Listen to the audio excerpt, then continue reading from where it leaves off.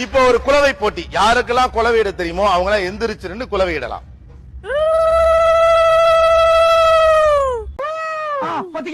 Okay, இது நல்லா இருக்கு. அப்புறம் வேற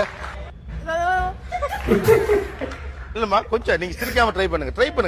தப்பு. அந்த ஷேர் பண்ணுங்க.